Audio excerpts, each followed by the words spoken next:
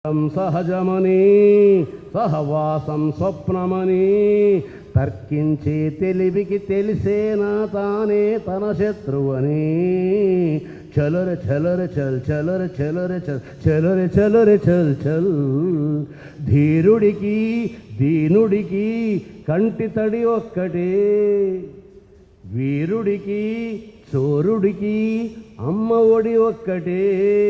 పుట్టుకతో చుట్టరికం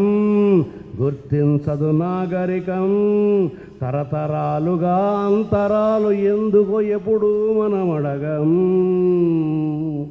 అప్పుడెప్పుడో ఆటవికం మరి ఇప్పుడు ఆధునికం యుగ యుగాలుగా ఏ మృగాల కన్నా ఏం ఎక్కువ ఎదిగా చలరే చలరే చల్ చలరే చలరే చల్ చలరే చలరే చల్ చల్ తారలనే తెంచగలం తలుచుకుంటే మనం ఆదివినే దించగలం తెలివితో తక్షణం రాముడిగా ఎదగగలం రాక్షసులను మించగలం రకరకాల ముసుగులు వేస్తూ మరిచాం ఎప్పుడో సొంత ముఖం రవికిరణం చీల్చగలం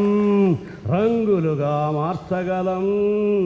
మనమనేకమైన మమేకమై మనగలదా మనిషితనం. ఇందులో ఏ ఒక్క సెంటెన్స్ కూడా సీతారామ శాస్త్రి ప్రతిభా పాఠవాలను చూపించేది కాదు, మన అవసరాన్ని తెలియజేసేది. ఇది తెలుసుకుంటే ప్రతి పాట వెనకాల